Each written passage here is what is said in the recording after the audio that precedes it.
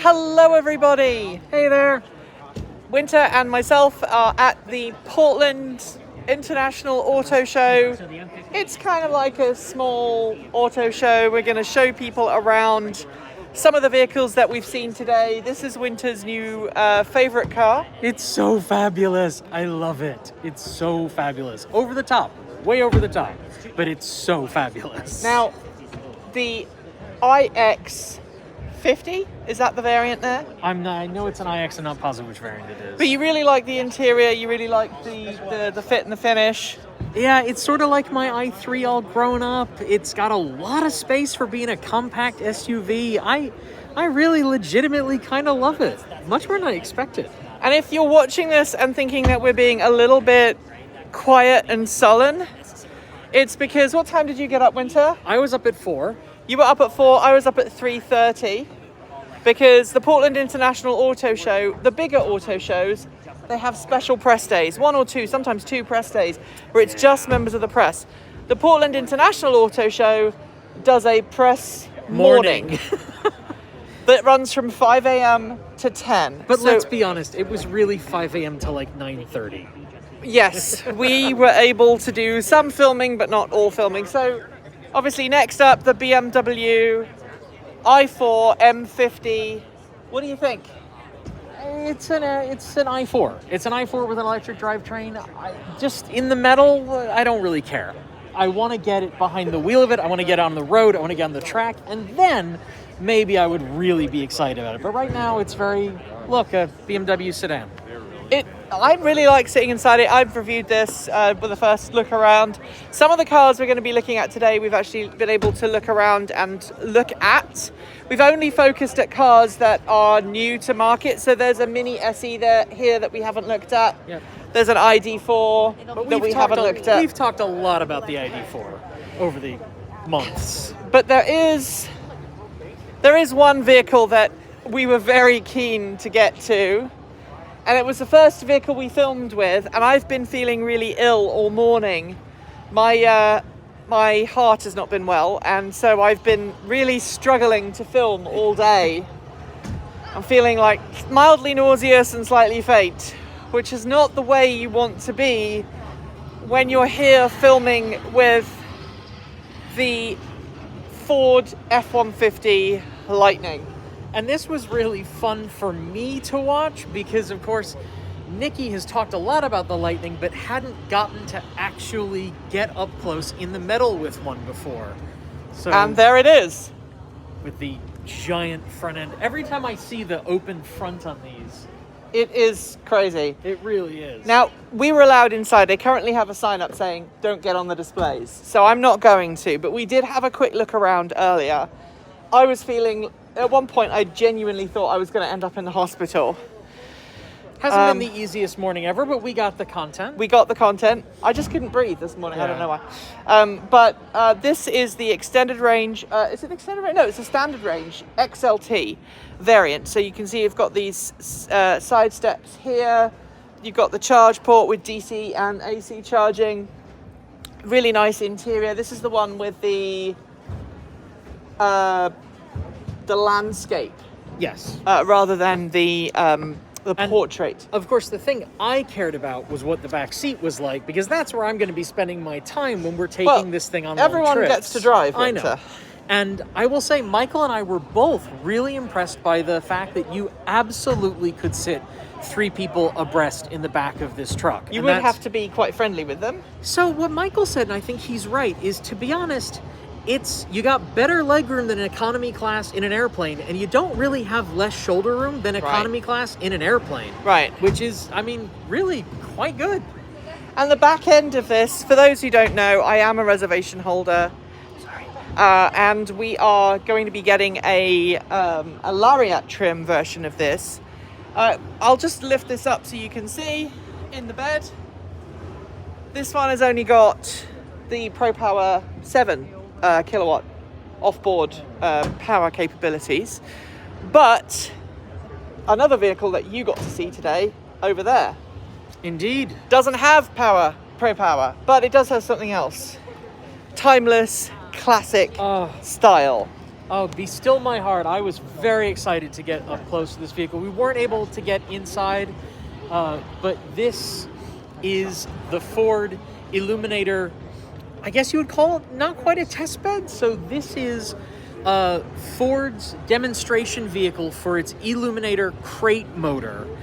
So this is an EV converted, I don't remember what year this is. I want to say 1960s Ford pickup truck. And I'm not really a pickup person, but this was so cool.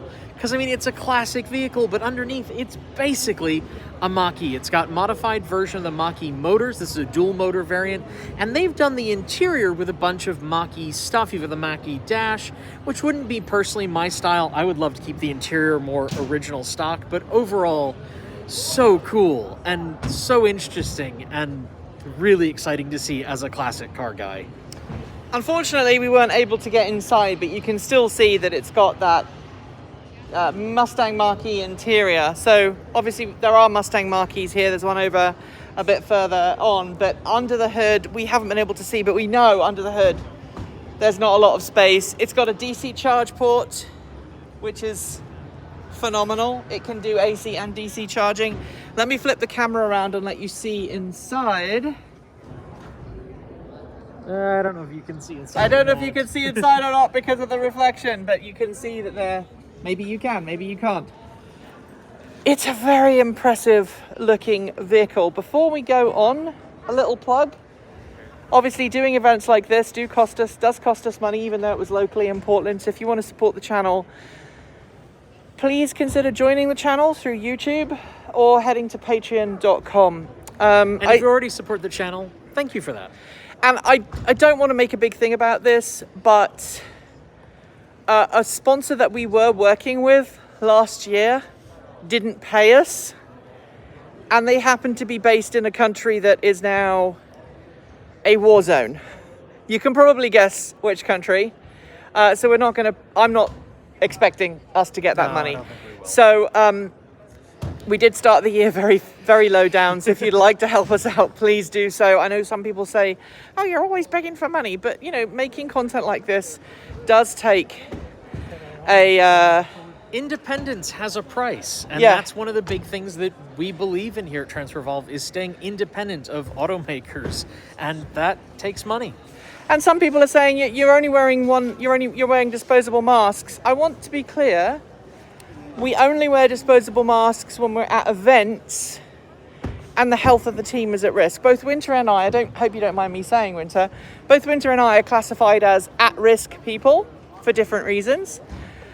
And therefore, we have a policy that we always wear disposable masks like this, one per day when we're out and about in an event like this.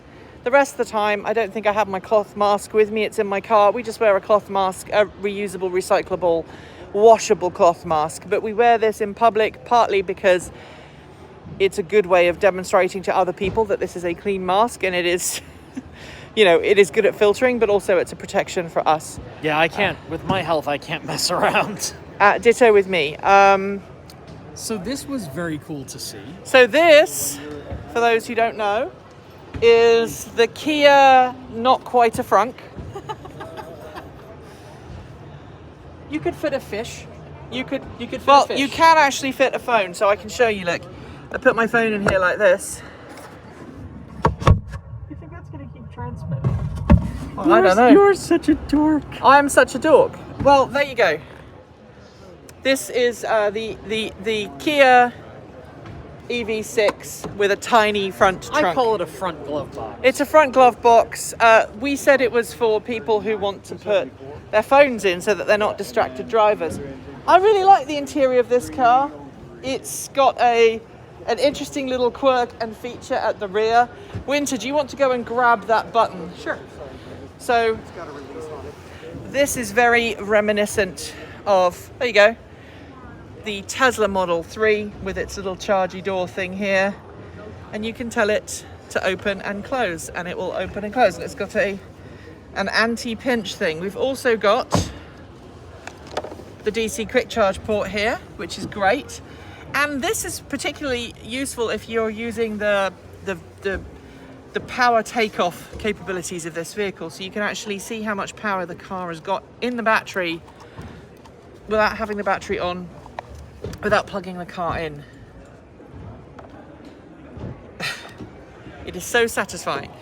It is really adorable. But there was one thing we did notice on this, and that was... Yeah, the paint is terrible. The paintwork on this is really terrible. I'm not sure if it's because it's an early production car, or if there's something else going on, but it's pretty terrible. I was really worried about the style on that car because in pictures it's so polarizing, and in person I think we all thought that the car looked really cool. Yeah. So we're now going through, you know, there's no Hummer EV here, unless it's snuck in. They have the banner, yeah, but no Hummer EV. No Silverado EV. Didn't expect the Silverado EV. Expected the Hummer. Now, Nissan is here.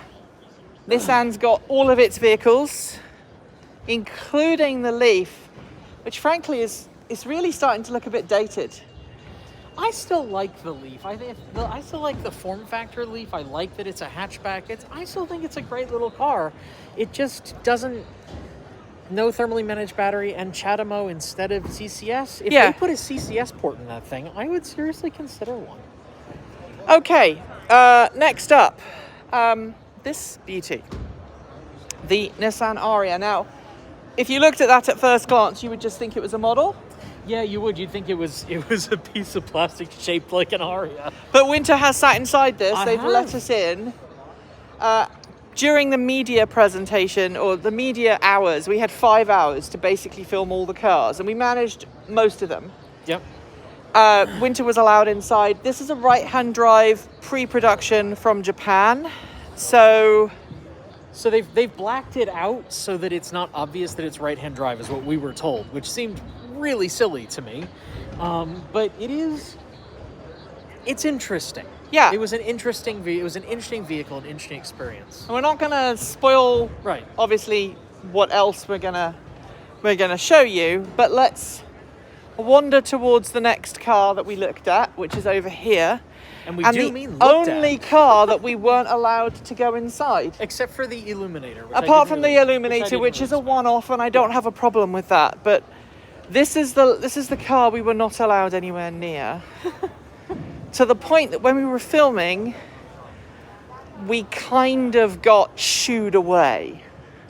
Can you guess what it is? Well, it says it right there. Which is kind of amusing because it's got a prototype, vehicle is locked. Yeah. And yet the Solterra is on the other side of the show, unlocked, letting people in, and they're the same vehicle, basically.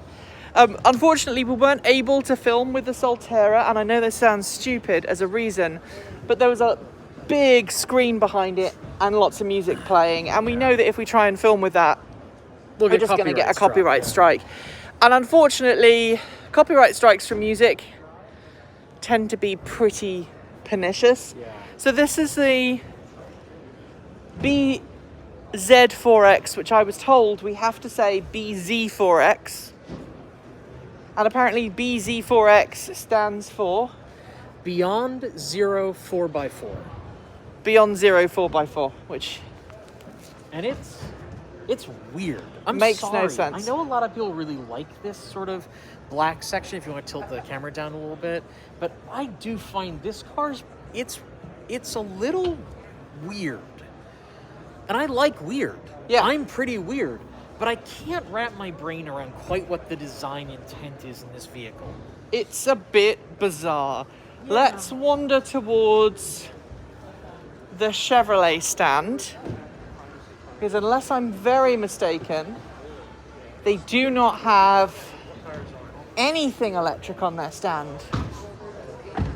I don't think they have a single electric vehicle on their stand right now. Unless that is a Bolt hiding in the corner, but I don't think it is.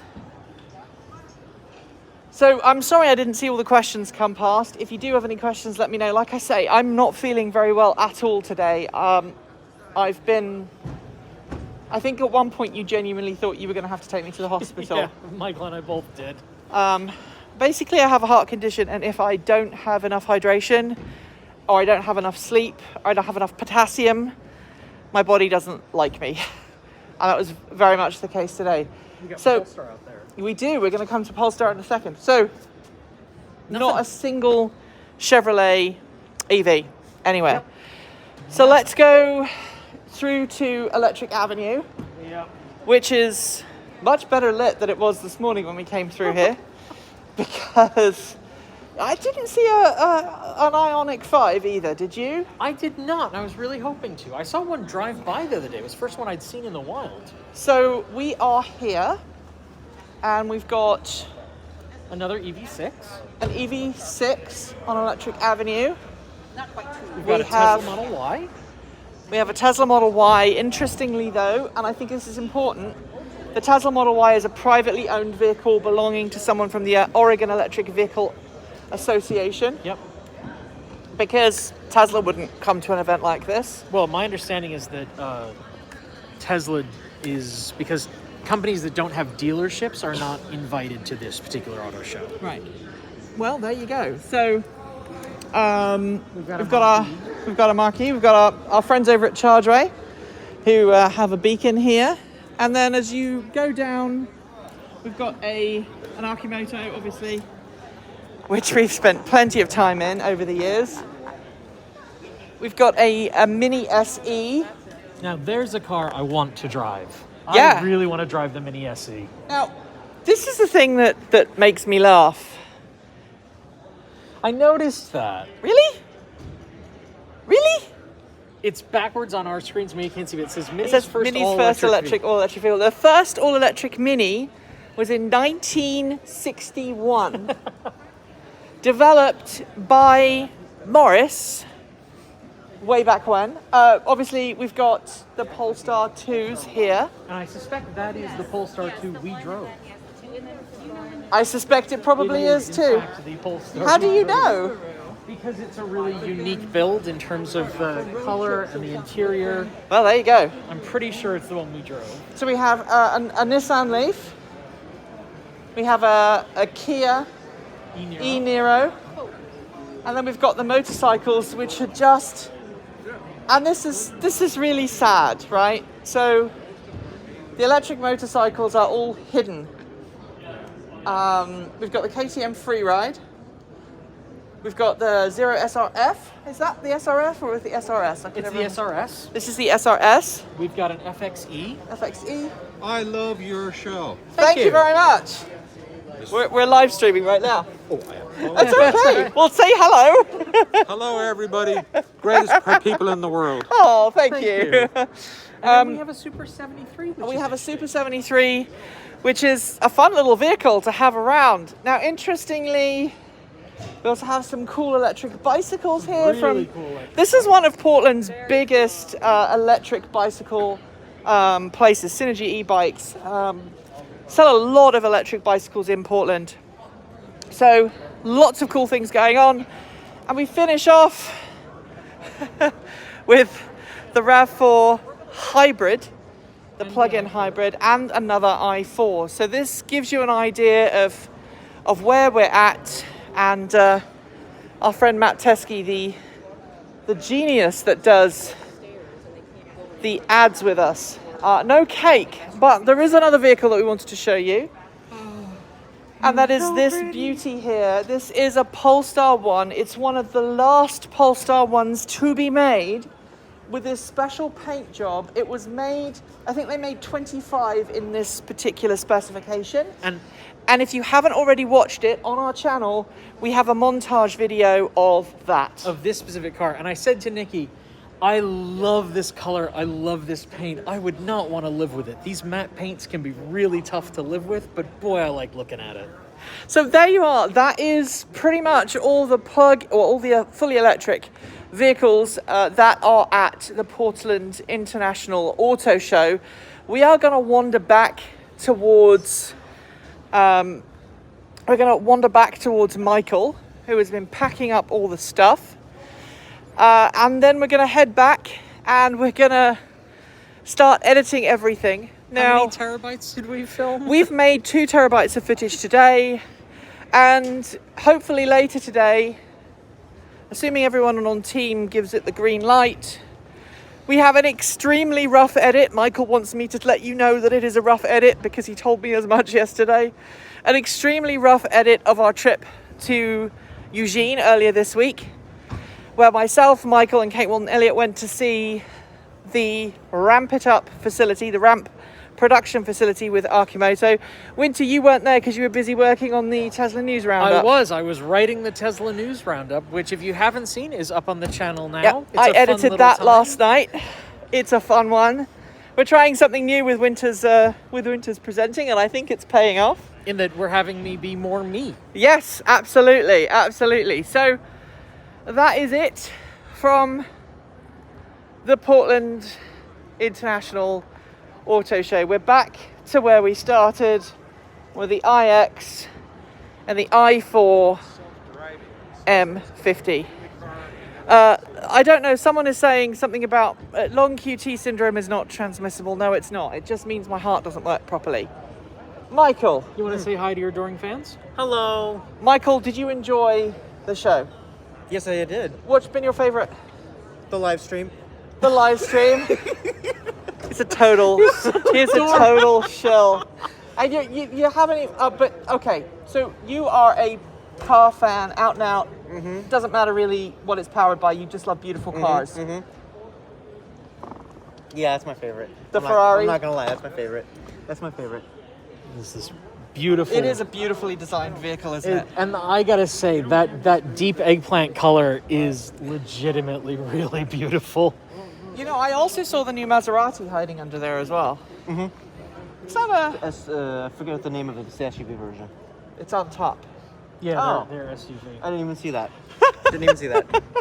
Because So, I'm tired. we also saw, I think it was maybe my first time seeing a Lamborghini Urus in person, and that is a car that is just as ridiculous in person as it is in pictures. It is like the Model X. It is a vehicle that is built to be excessive.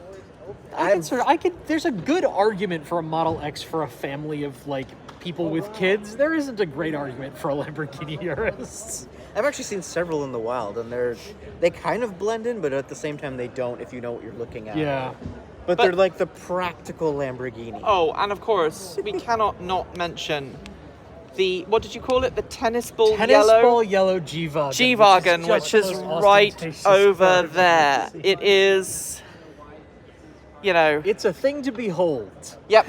Anyway, guys, thanks very much for joining us. As always, keep evolving.